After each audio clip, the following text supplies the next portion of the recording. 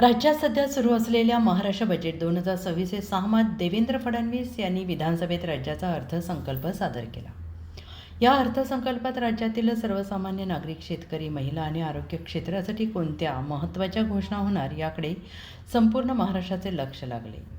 अर्थसंकल्पातील विविध तरतुदी आणि शासनाच्या धोरणांच्या अनुषंगाने राज्यातील जनतेला त्याचा नेमका कसा लाभ होणार, विशेषतः कृषी क्षेत्रासंबंधातील सविस्तर माहिती देण्यासाठी अखिल भारतीय किसान सभा महाराष्ट्र राज्य उपाध्यक्ष ॲडव्होकेट अजय बुरांडे यांनी बजेटचे विश्लेषण केलं आहे आणि या विश्लेषणातून कृषी सेवा मजबूत करण्यासाठी शासनाने केलेल्या तरतुदी, योजना आणि बदल काय झाले याबाबत महत्त्वपूर्ण मुद्दे समोर आले आहेत. याबाबतचे सविस्तर विश्लेषण पाहूया अतुल्य महाराष्ट्र न्यूजसोबत. मी कॉम्रेड ॲडव्होकेट अजय बुरांडे, अखिल भारतीय किसान सभा महाराष्ट्र राज्य उपाध्यक्ष या जबाबदारीवरती मी काम करतोय. नुकताच महाराष्ट्राच्या सरकारने जो अर्थसंकल्प आपल्या विधिमंडळामध्ये मांडला गेलेला आहे, यामध्ये एकूण महाराष्ट्रातल्या सर्वसामान्य जनतेचं आणि विशेषतः मोठ्या प्रमाणामध्ये मोठा असणारा शेतकरी घटक हा या अधिवेशनाकडे, अर्थसंकल्पीय अधिवेशनाकडे नजर लावून एका अपेक्षेनं पाहत होता. कारण या राज्याच्या विधानसभेच्या निवडणुकीमध्ये ज्या पद्धतीचा जाहीरनामा आणि ज्या पद्धतीच्या घोषणा विद्यमान मुख्यमंत्री आणि आत्ताचे अर्थमंत्री माननीय फडणवीस साहेब यांनी जे आश्वासन या महाराष्ट्राच्या जनतेला दिलेलं होतं की आमचं सरकार आल्यानंतर या राज्यातल्या शेतकऱ्यांचा 7/12 कोरा कोरा कोरा करू, अशा प्रकारचा एक आश्वासन, जाहीरनामा त्यांनी त्यांच्या निवडणुकींच्या सभामधून आणि वचननाम्यामधून दिलेला होता. आणि म्हणून या पार्श्वभूमीवरती जी आसमानी संकट याही वर्षी आलेली होती, विशेषतः सप्टेंबरमध्ये झालेली अतिवृष्टी आणि यामधून झालेलं शेतकऱ्यांचं नुकसान आणि त्यामध्ये केलेल्या घोषणा आणि त्याची अंमलबजावणी, याही बाबीकडं हा शेतकरी लक्ष लावून होता की ज्या पद्धतीच्या घोषणा झालेल्या आहेत त्याचीही अंमलबजावणी होण्याच्या दृष्टीनं काहीतरी घोषणा केली जाईल आणि भरीव अशी मदत जो शेतकरी, शेती आणि माती जी एकूण अडचणीमध्ये आहे याला काहीतरी संरक्षण मिळेल, अशा प्रकारच्या आशेनं हा शेतकरी याकडे बघत होता. परंतु ज्या प्रकारची घोषणा काल विधिमंडळामध्ये झालेली आहे, यामध्ये शेतकरी कर्जमाफीच्या संदर्भामध्ये पात्र शेतकऱ्यांना 2 लाखापर्यंत, पात्र शब्द जो काही वापरला गेलेला आहे याबद्दल मी पुन्हा एकदा आपल्या सगळ्यांचं लक्ष वेधू इच्छितो की 2017 साली सुद्धा तत्कालीन मुख्यमंत्री, आजचेच मुख्यमंत्री असणारे माननीय फडणवीस साहेबांनी एक फार नाव गोंडच दिलं होतं. छत्रपती शिवाजी महाराजांच्या नावानं जी कर्जमाफी जाहीर केली गेलेली होती, त्या कर्जमाफीमध्ये सुद्धा घोषणा करताना आकडे मोठे करणं हा ही या सरकारची खासियत आहे.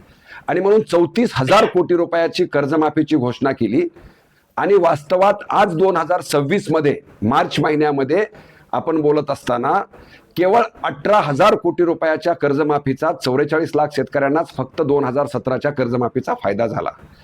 त्या अटी शर्तीच्या विरोधामध्ये शेतकरी कोर्टामध्ये गेले आणि कोर्टामध्ये गेल्यानंतर कोर्टाने निर्णय दिला. आत्ता फेब्रुवारी 2026 मध्ये सुद्धा माननीय उच्च न्यायालयाने अवमान याचिकावर त्यांनी निर्देश दिलेले आहेत की 5,900 कोटी रुपये जे 6,50,000 शेतकरी आणखी पात्र झालेली आहेत त्यांची ताबडतोब तुम्ही अदा करा. जी 2017 मध्ये घोषित केलेल्या 34,000 कोटीच्या कर्जमाफीमधले केवळ 18,000 कोटी रुपये वाटप केलेले आहेत आणि 5,900 कोटी रुपये ज्या हायकोर्टाच्या आदेशानंतर सुद्धा अद्यापही या सरकारने वाटप केलेली नाही आहेत. आणि अशा पार्श्वभूमीवर काल जी काही कर्जमाफीची घोषणा या सरकारनं केलेली आहे ती एका बाजूनं अटी आणि शर्ती काय ते उद्या कळतील आपल्याला, परंतु ही कर्जमाफी आहे का कर्ज वसुलीची योजना या सरकारनं घोषित केलेली आहे, ही बाब मात्र आम्हाला थोडासा विचार करायला लावणारी वाटते आहे. कारण ज्या पद्धतीच्या अटी आणि शर्ती तुम्ही लावतायत, जी चर्चा तुम्ही विधिमंडळामध्ये करतायत की 12 महिन्याच्या आतमध्ये असणारच कर्ज आम्ही 2 लाखापर्यंत असेल तर देऊ, त्याच्या पुढं जर व्याज आणि दंड व्याजाची रक्कम पुढे गेली असेल तर ते पात्र होईल की नाही होईल, आणि 2 लाखाची कर्जमाफी घेण्यासाठी उर्वरित कर्ज आम्हाला भरावं लागेल की नाही भरावं लागेल, या सगळ्या बाबी अगदी आणखी गुलदस्त्यामध्ये आहेत.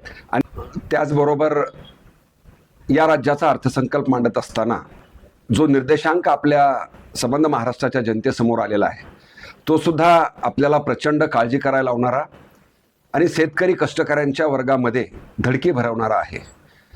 यामधून जी कृषी क्षेत्राची झालेली पडझड आपण बघितलेली आहे, ही पडझड जर थांबवायची असेल तर आम्ही या सरकारकडून अपेक्षा एवढीच करतोय की तुम्ही नवं काही करण्यापेक्षा ज्या पद्धतीच्या घोषणा आपण केलेल्या आहेत, जनतेचं मतदान घेताना वचननामा म्हणून ज्याला तुम्ही महत्त्व देताय, त्या वचननाम्याच्या आणि एवढंच नाही, विद्यमान मुख्यमंत्री, विद्यमान पर्यावरण मंत्री आणि आत्ताच्या कृषी मूल्य आयोगावर असणारे माननीय पाशा पटेल जे असतील, पंकजाताई असतील किंवा फडणवीस साहेब असतील, यांनी या मराठवाड्याच्या भूमीमध्ये संतांचा मृदंग, टाळ आणि विना घेऊन जी कृषी दिंडी काढली आणि त्या दिंडीमध्ये 2014 साली सोयाबीनला 8,000 प्रति क्विंटल आणि कापसाला 10,000 प्रति क्विंटल भावाची मागणी केलेली होती.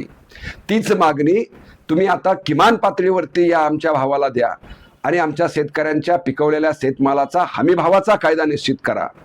उत्पादन खर्चावर आधारित तुम्ही जी आश्वासनं दिलेली आहेत ती द्या. या मागणीकडे हा शेतकरी खऱ्या अर्थानं डोळा लावून बसलेला आहे.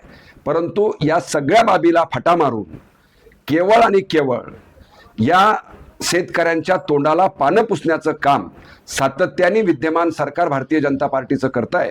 आणि म्हणून आम्ही एवढंच एक अपेक्षा करतोय की ज्या पद्धतीनं शेतकऱ्यांच्या बळीराजाला तुम्ही पातळात घातलेला आहे, तोच बळीराजा आपण जर अशाच प्रकारची धोरणं घेणार असाल तर तो पुन्हा आपल्यालाही पातळात घालायला कमी करणार नाही.